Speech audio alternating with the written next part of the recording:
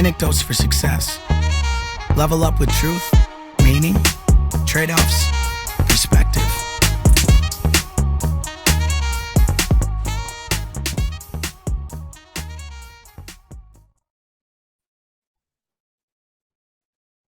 All right, big night tonight. It's episode 50. Yeah, for us. happy anniversary.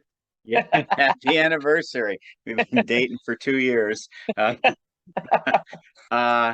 And we've talked some big things coming. We're ready to start going weekly next year when January comes. That'll be, I mean, for lack of anything, our seasons are just calendar years. I mean, that's just because we started around January. So season 3 will start in January, and we're gonna go weekly. We're gonna have some live podcasts at times, and we'll still have plenty of guests, but we're finding you and I just like to spitball a lot. So for episode 50, which is crazy, Crazy.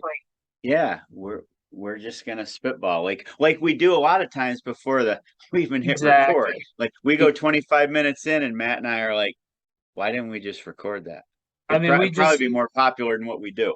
We just hit record. I think we were talking 27 minutes or so, something close to that, 23 minutes. Yeah, no, it's funny, but I think having 50 in is really cool. It's when we started doing it, it was like, what do we do? What are we doing? We have something fun, something to say, or some conversations to have, and we've had all these fun guests and interesting people to talk to, and interesting conversations amongst ourselves. One thing we've gotten much better at is not talking to our guests much before we hit record, so we don't mess that part of it up. But I was thinking, one of the things that I think is challenging for us in this podcast, and when I listen to other podcasts that are super popular, whether it's, we always talk about Joe Rogan, whether we're recording or we're just talking, or I like Patrick Bet-David. He's I don't know if do you know who that is? No, I wrote it down. I'm gonna start listening. You'll love him. He is Patrick. What is it? Patrick, first name Patrick, and his last name is hyphenated, Bet, David, David, and he's an Israeli. He's an Israeli immigrant, but he's a super successful business person. He started his own insurance company. He's like 42, 43, something like that. I think he just sold the business in the hundreds of millions. You'll love him, but his podcast. So he's into insurance, financial products, all the stuff that you do, we talk about, we love. He built a whole mammoth business around it, sold his part, but he's built this podcast. It's called Valuetainment, I believe is what it's called, Valuetainment, and he has great guests. I mean, I've heard he talks to a lot of mafia guys, which I always find super cool because I've always been into that. He talks to tons of, like, Kobe Bryant, Shaquille O'Neal. I mean, Kobe Bryant before he passed, of course. Shaquille O'Neal, Joe Rogan, scientists and investment people, and people from all interesting people, the same kind of people you and I want to talk to, right? Just interesting people who have something to say. And he's got some people on with him, like 3 other people who all have something to say and chime in. Listen, anyone listening to us should listen to him. He's an immigrant, although he's a U.S. citizen now, but he came over. Interesting story on that, his belief system on immigration because of he grew up, his mother was a communist, his father was an imperialist. His parents got divorced and remarried twice. Just super interesting stuff, but a total success story, in my opinion. Great opinions. But where I was going with this is, one of the things that I think we might have a problem with is we're not controversial enough, Paul. And what I mean by that is, listening to these other people and their guests, and we've had some guests that I think are controversial. I'm forgetting the name of our guest who wants to change the school system. What was her name? I loved her. She was so awesome. Hannah. Yeah. I love that topic because it was controversial. But my point behind this was Hannah Frankman. Yes, she was. I love that topic. You know, whether you believed, whether you agreed with it or not, her or not. And I did much of what she had to say. Like I love that kind of topic because it's controversial, and I don't know a lot about it, so I get to learn. But you know, we talk about trade-offs so much, and one of the problems with trade-offs is talking about trade-offs and believing in trade-offs and understanding them like we do. Is you kind of ride the fence a little bit because I'm always going, well, yes, this, of course, this. But because of that, here's a trade off. And so it kind of sometimes makes it come across, I think, a little more like, well, I'm afraid to take a strong opinion. I want to ride the fence. And that I know that's not what I'm doing. I don't think for a minute that's what you're doing. But I think sometimes it comes across like that. Yeah, it's like the Humpty Dumpty approach, right? Because you just sit on the fence and But I I also mean, don't I also don't want to just say something provocative to be, you know, right. hey, look at us. Look at me. I'm going to say something that even if I don't believe in it, and and just because it sounds controversial. So that's all. I've just thought of that before because No, I think we're still trying to find our voice. Uh, I tweeted out tonight, so it's practically gospel. Uh, no doubt. 'Cause that's even evolved how I use that stuff now. Like I've been so busy with everything else I do in the real life. I go to the social media sites a couple minutes a day and do my thing, and then I'm out because there's nothing better than building real world versus social. Not that people can't build in social media and build empires. I don't mean that. I mean, heck, we're podcasting after all, hoping maybe someday we monetize it, right? Right. Uh, but I think we're still trying to figure out what we're doing. But I know from day one, you and I are committed enough that we get so excited about taping these episodes, and luckily this is early in the evening, so I won't be up till midnight or 1 in the morning. I'll fire it up afterwards, but it's part of who we are. It's become our identity, and we're not going to stop doing this. It's only going to build. I think of how we've built from trying to practically rehearse our episodes from day one to being brave enough to have guests, then to going back to the point, I don't think we need guests as much because we talk about a lot of cool stuff, and now we're going to go weekly and then do some live stuff. And I mean, let's face it, someday we, like anybody, we want to have a studio and this, that, and sponsors, but we're not going to stop. But I still don't know if we know where we're going. That's all. Me either. But isn't it like a perfect example of like what I call, and I just talked to my mom at length about this today. I talk to my mom every day. So, it's usually like 20 minutes, a half hour conversation every day with my mom when I'm driving somewhere, usually driving to one of the stores or whatever. And I was talking about the adventure, like life's an adventure. I mean, and that's like kind of where I'm preaching right now with the number of people I have conversations with who either work for me or I have a friendship with or whatever it is, a relationship of some sort. And even my daughter and her fiance, who Cassie and I were visiting last weekend or 2 weekends ago, it's like I just want them to go on an adventure, and that comes with a risk, and that comes with sadness and downside and failure. It also comes with the opposites of those things, right? And my mom, that's what my mom and I were talking about. And I'm like, there can be no better thing to do in life than go on to be on the adventure. And like I'm very aware of that's what I'm trying to do with my life.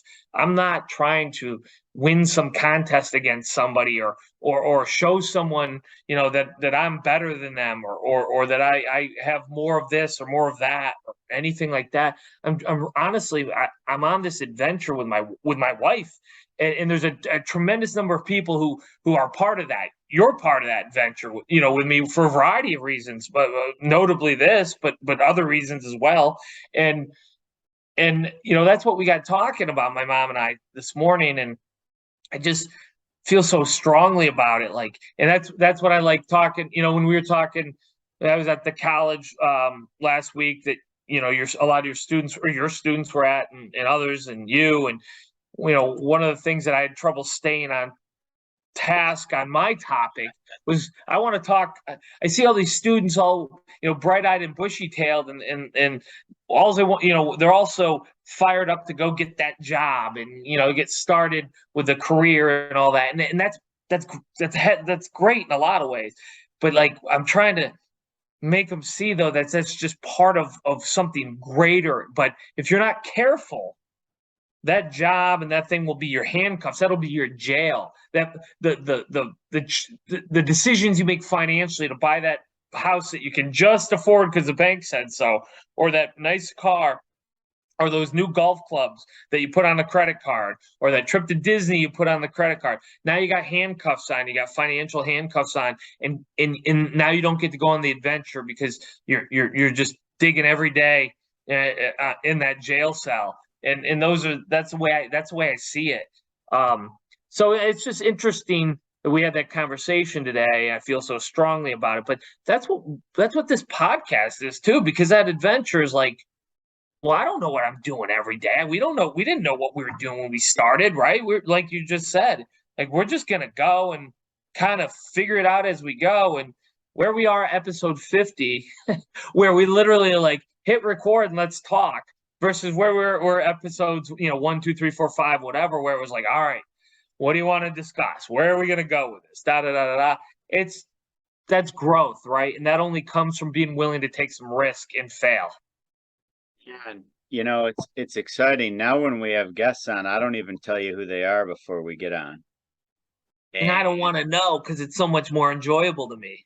Yeah, and obviously I know a little bit about them, but we limit the pre-Zoom before we hit record to under 3 minutes usually, because now I as a teacher, I mean, listen, when I start talking, I could try to hold the room for an hour, but when we get talking, I'm looking at the clock. I'm like, hey, let's just go. We're wasting too much stuff. And it's so much fun. And it's crazy to think we haven't even started yet. No, it is, and kind of back to what you're originally saying, and let me ask you a question. Let's say episode 100, all right, we're at 50 now. Let's say episode 100. What would that look like in your eyes? You know what I mean? What would be success in your eyes? Curious. We've never had this conversation. Well, it's funny you say that. I want to be, well, your sweatshirt says Keg and Barrel. Episode 100, I want to be at Keg and Barrel with a bunch of people behind us just listening to us talk to whoever we've just flown in for the day. That's funny. That's great. And I feel like I would have been terrified with that episode 1, but I feel like I'm ready now. Like we Zoom this, obviously maybe we have a studio or we're live and in person somewhere. None of that would intimidate me right now. And because at the end of the day, if you're just authentic and bringing value, it would be a blast. So, I'm going to mark that down. Episode 100 at the Keg and Barrel. I'm glad you did. I think we got a goal right there, Paul. That's a goal. You know what? And if I know anything about us, I think that's where we're going to be. You know what? Even if it's just the owner of the Keg and Barrel, I mean, God bless. Who cares, right? And our listeners would understand why I picked that spot when it gets to it, but they're gonna have to wait till episode 100 now to find out. Yeah, which will come a lot quicker than what I would have thought a year or 2 years ago. Because like you said, I get so much enjoyment out of this. It's not just it's. First of all, you and I talk other than this, and we have similar interests in many, many different things. And, I'm sure our wives would, if they were listening, would, when they do listen, will roll their eyes at us and have something, funny to say about both of us. But, I don't think either one of us hide from that. We are. But I think that getting there and doing more episodes and stuff is and being into this is just it's something, Paul, that I just enjoy like all day. Can't wait for our podcast. And that's a journey. That's an adventure. Part of it. Let me ask you this, because I remember when I got out of college and tried playing golf, and I mean, obviously the rest is history. I'm here, and then I was in finance for a little bit, then went back to teach. At first, people are like, "Oh, you still going back to teach?" Like, well, yeah, that was my commitment. And then 26 years later, I'm still doing that, and that's flourished, and I think a non-traditional way for most educators. No Uh, doubt. then I got into being securities licensed and having a financial business. 2 years later, oh, you're still doing that financial thing? And now I'm getting, oh, you're still doing that podcast thing? Like, I don't understand why people think when you want to try something, they diminish it and marginalize it by saying, oh, you doing that thing? And so I'm asking you because 8 years ago, when I was teaching and I wanted to go on some class visits, I still thought you were a general manager for a local hockey arena, and that ship had sailed long before that. But obviously, you moved on and did other little things. Like, do you get a lot of that in your life? Well, I've been described by a few different people, and I thought it kind of was apropos. I've reinvented myself a few times. No, I no, never looked. sorry. The woke way is you've pivoted. Oh, okay. I've So pivoted a few, but I never did that. I never thought of it that way, and I never did it out of like necessity so much. I did it out of interest. I did it out of what do I want? You know what I mean? What's interesting to me? Heck, we were just talking about it. I used to love, my old sports management and facility management and event management and all that whole career that I spent years doing. I loved it, but we were just talking before. I wouldn't do it again because of what I know now. But not because I didn't love it and have so many great things that happened because of it. But it's just, now I look at life a little bit differently, but I've had those experiences that move me that way. But I think this is what I think of more on that question. And I'll actually kind of ask you a question. We're at a certain age now where most of our peers have been they're in the workforce 25, 30 years, right? Certainly after high school, after college, 25, 30 years. Of the people friends with, family, whatever, and I'm not looking for names by any means, but what percentage would you say are still just getting up, going to work, waiting for that day they can retire? And what percentage are getting the securities license 2 years ago and part of a food truck business and not still doing this and what you're teaching, let's say, have a podcast, are growing versus I am an electrical engineer. I'm just making that up. And I've been an electrical engineer for 25 years, and I'll be an electrical engineer for the next 10 years until I can retire. And then I'll go, and then I'll be retired, and then I'll move into that aspect of my life. What would you think? 99% are just looking forward to not working. I look back to everything I've done, like in the present, I feel like, you just want some stability, right? I mean, I don't want to use the word safety. I like the word stability because obviously you want to be able to not worry week to week where you might be. But when I was Yeah. 20, I wanted to be a pro golfer.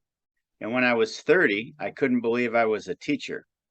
And then when I was 40, I couldn't believe I put a lot of things aside to literally be around my kids and family and coach all the time.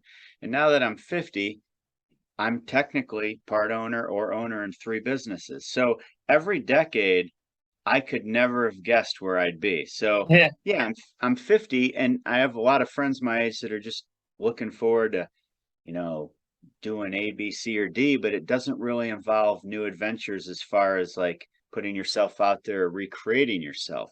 So when I'm 60, it's kind of fun to figure out where I'm going to be, and I don't think I really have the answer, if that makes sense. Oh, it does make senes, and I have I similar. I'm sure when I'm You're the 60, same. yeah, When yeah. you were 20 years old, you did not think you would be where you are. No chance, no Like if chance. you went decade by decade, right? Yep, 20, what was 30? 20, so 20 you were going to be in the sports business. yep. 20, I was in the sports business, early 20s, and then 30. I was 30, I was in the arena business, which believe it or not was quite different. But I was actually kind of at 30, I was already at my goal of what I thought I could do by 40. So at 40, I wanted to do this job, but at 30, I already had it. And I was already in this state of not like I was this amazing overachiever and look at what a problem I have. I've just beat my goals so soundly that here I am. It was more like, I already got there and I'm not even sure where I go from here. But I was completely under, like, I wasn't saving for retirement. I wasn't invested properly. I was totally I was underwater net worth. You know what I mean? I was totally like just I had a job I really liked, and I was going down the path of my career, and I liked what I was doing. But when I look back on it now, I'm thinking, who was that irresponsible kid doing those things? From that standpoint, and then 30 to 40 was just like absolute tremendous difference in the person I was. Tremendous. I mean, almost unrecognizable. People who knew me at 30 and probably wouldn't have seen me till 40 wouldn't have known. And that was because of a lot of life circumstances. And I grew up a lot, and I thought, I'm not going to be young forever, and I got to take some, financial responsibility. And then I got so into it, so deep into it. By the time I was 40, I was thinking, oh man, that was a good run. I've set myself up to be, well taken care of. And then, I'm 47, so I had 3 years till I'm 50. And at 50, at 47, I'm already in a different spot than I ever thought I could be. From a, how do I say that? I always thought I could do anything I wanted. And part of that was just my parents. Part of that was my father in particular, who passed away 5 years ago, but he's always there, and he was always the one saying, you can do anything you want. And it wasn't BS, you know what I mean? It was like, he believed it. No, I mean, we grew up together. I knew your father very well. He had the same spirit you have. Yeah, similar. Yeah. You just, I mean, for whatever, you just scaled it out. Yeah, I took a lot of the things that he had to learn the hard way, right, on his own, Right. And that gave me, it greased the skids for me, right, and I hope I can grease the skids for my daughter and her life going forward, and that's very much on my mind. Believe me, that's very much on my mind. It has been for a long time. But so here I am, but I know this, 60, 50 50. I'm gonna be like, because once you start moving to some degree, all of a sudden things just start going exponentially faster in some ways, and I feel like that's what's going on in my life right now. And so 50, I look forward to. I really do, and where I'm going to be. And 60, same thing. But I can assure you, God willing, health wise, I won't be retired, and I won't even be thinking about it. I mean, that's just not even on my mind. And frankly, I hope it never is. I'll do things on my own terms, just like you will. But the question I asked you that question though, Paul, to get that going, is because I, like you, there's only a certain segment of people in my life who are treating their life kind of like that. The vast majority are on the countdown, and Drives me nuts. it drives me nuts. And I just find it sad. So I wondered if you're seeing the same things. I assume you do, because it's not like we live at the opposite ends of the world from each other. But and everybody can do what they want. But I just see so much of it, and I'm not really a fan of it. So the funny thing is, listen, I'm a public servant, I mean, there's trade-offs to that, of what you've given up, but I love it. But now that I'm 50, people are like, how many years till you retire? I've literally had 3 people ask me that in the last week, and I'm like, I mean, never. But I go, from my teaching job, 3 years I could go, but the state won't let me collect my pension because I'm only 53, but I could still go. I mean, that's not going to be Right. But that being said, I'll stay 5 years because I absolutely love what I do. Like Yeah. the trade-off, the impact, and what I'm still able to create on my own time, I don't see it as a detriment at all. The question will be when I'm 55, can I help? My plan, what I want to do, and who knows if you'll even be involved in this. I've never told you this before, except right now.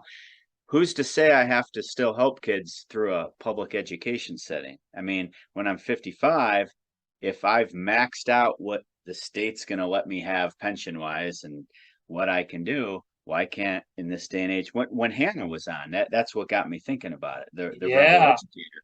Why can't I create something that I give people so much value, they're lining up at the door to want me to educate them still? And you know what? I think naturally, who could be my partner in that? Surprise, Matt Huffnagel. Well, no, that is so interesting you say that, and so timely. So Patrick Bet David, the guy was mentioned podcast. I was listening to a podcast of his, I think it was over the weekend, and he was talking this about that very topic, Paul. And he was saying, what needs to happen in the they were talking more about the college system because they're talking about how ideological it can be and blah blah blah. And I don't even want to get into that. But what he was saying though is he goes, we need people out there who have value to offer from a personal standpoint. I'm pointing at you, whether you can tell or not, from a personal standpoint, to start their own. He said colleges, and he was naming some. He was like Joe Rogan should start as a. And I mean, I don't think he was picturing Joe Rogan in a classroom with a pointer, but I think what he was getting at was there are people out there who have a lot to offer, and you don't need the New York State education system, the Pennsylvania, the Rhode Island, the federal system, to reach people to do what you just said, which all that ever matters. I don't care. It all comes down to the same thing. And this is why, I'm so pro capitalism and what that provide value to these students that they're willing to line up and what do I ultimately want? I need a degree in order to get into a college or in order to have that. But what do I really want at the end of the day? I want the knowledge. I want the network. I want the impact. I want the value. And that would be super. I think that's an awesome thing to think through and see how that might be possible. And God only knows, Paul, in 3, 4, 5, 7 years, 5 years ago, this would have been the furthest thing from my mind. What's 5 years from now going to look like? Well, that's what I'm saying. And, we've been, this second month of school, by the end of the month, I was telling you earlier, my class, we didn't even have class in the classroom. Like my whole catchphrase now is we educate outside the walls. Like it's Game of Thrones, we go beyond the wall, see what's out there.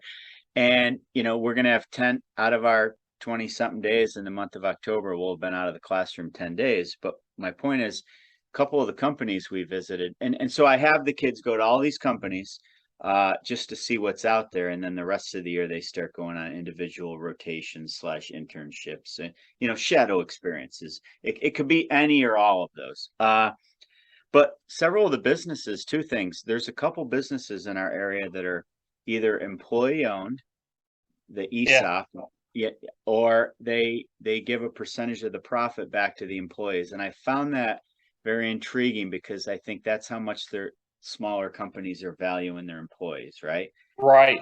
Those same places looked at all my students that said, if you have a work ethic and you want to learn, we'll hire you right off the spot based on your experiences and resume, and then we'll teach you what we need to teach you. And these are high-tech companies.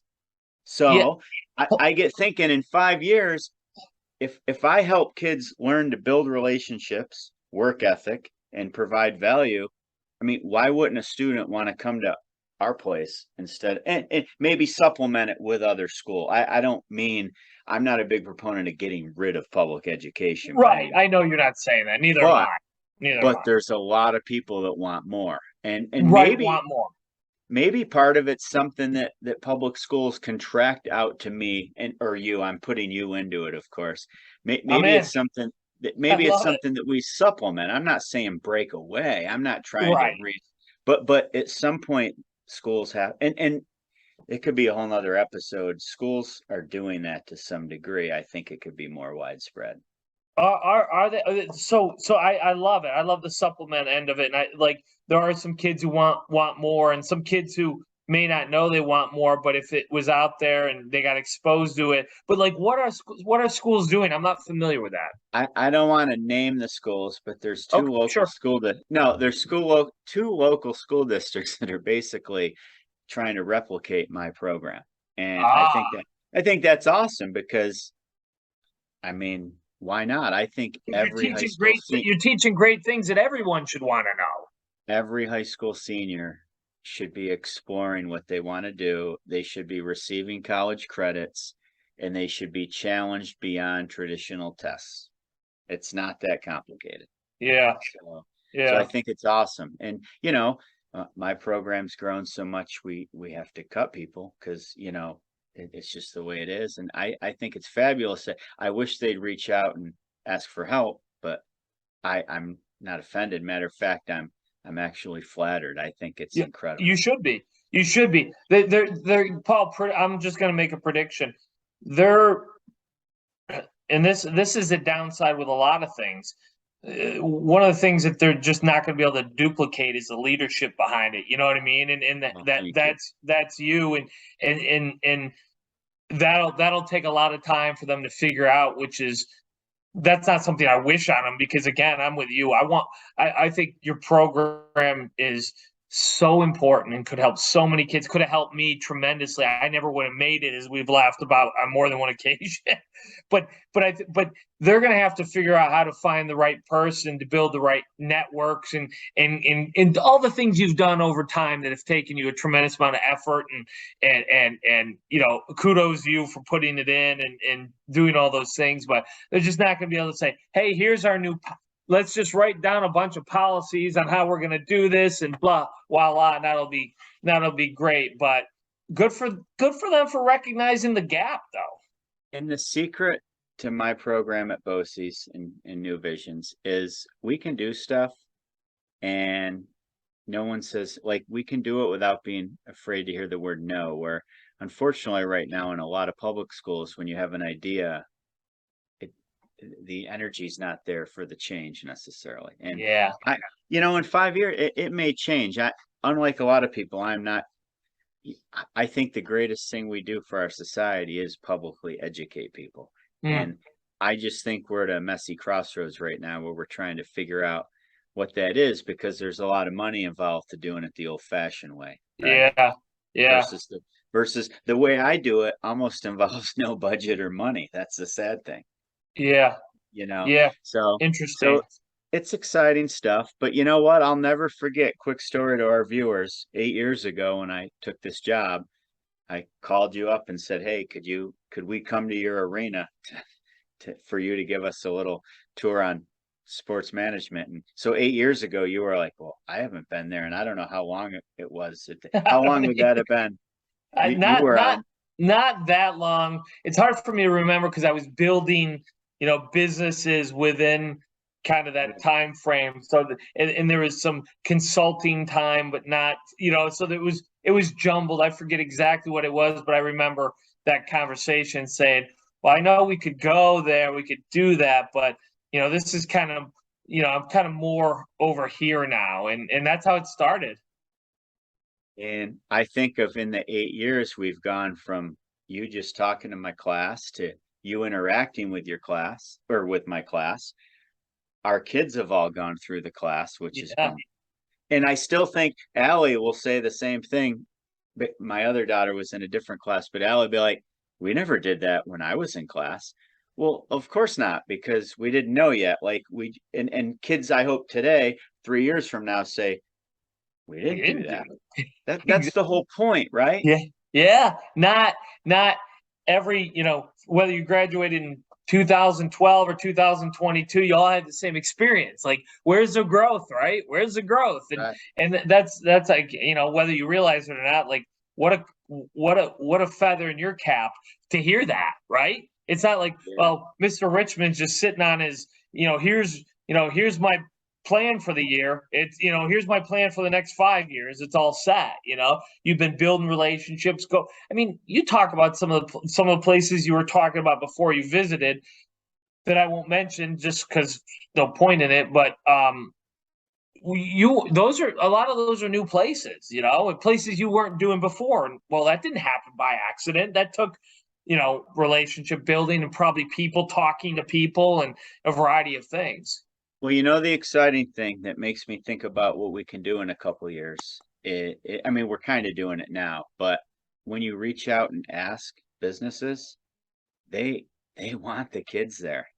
They want them there so bad. It cracks. It's actually it bothers me. It doesn't crack me up. It bothers me. The number of people who I've heard over the years say, "Oh, business, business can get a bad name, like greed or selfishness or whatever that." I always go ask a business for something. Go ask them. Go talk to them. You tell me if there's if what you're saying there is what comes across. The most giving of time, money, energy institutions I see out there are businesses. They love to interact with the school system, with the community. I do, whether it's your classroom, I do in other areas as well. I certainly, not as much energy as I do with yours because it just fits who I am so much. But I just, businesses, in my experience, and not everyone, I'm not making a blanket statement. There are no blanket statements, but they're so willing to give and participate and try to mentor. And you found it, obviously. And one of the things I keep trying to come back to, though, on top of that, is these businesses who are running basically socialist businesses where the employees get to share in the profits or are the business in many ways. I think Publix grocery store is one of those. I believe so. We should look it up some point time. But like we could ask our fact finder, but we don't have one. So. Yeah, we haven't hired that person yet. But how cool is that, right? It's okay. You can still run this profit-based business, which is the only way one's going to be effective, by the way. You can still run these profit-based business, and the employees can either A, be the owners, or B, at least share in the profits. And I bet these businesses that you experience, and I'd really like to hear more about it over time and ask your students about it in the classroom, how engaged those employees were in the day-to-day business, because I bet they're quite engaged. I bet they're very engaged knowing that it's their money on the line at the end of the day. It was incredible, and you're in luck because you're coming to school Monday, so you can ask them.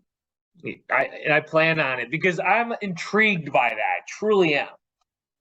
Matt, this is crazy stuff. 50 episodes. Can't wait to go live 50 episodes from now.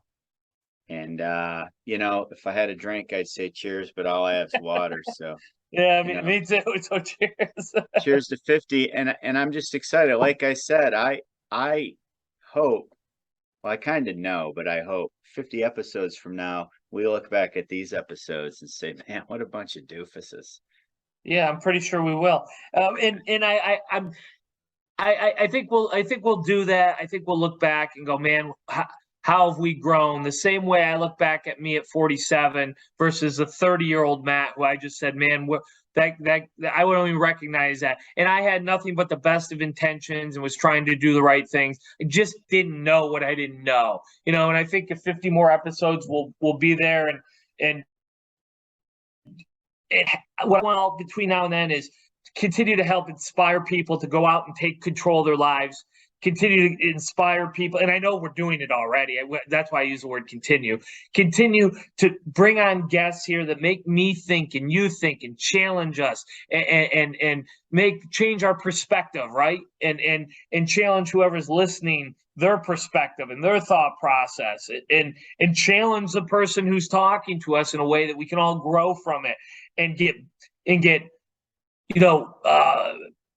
continue to get guests that are popular and hopefully wonderful popular guests that help grow our profile so you and I can reach more people, not so I can make a nickel on this or you can make a nickel on this, so we can do what we really set out to do, which I think was to talk about interesting topics to help inspire people, because you have a great life and I have a great life, and we don't have to set down everything else we do an hour a week or more to talk to each other. We don't have to do it, but we have a reason for doing it outside of just hearing ourselves. And I just want to continue to grow on that. So 50 from now, we go, man, look how far we've come.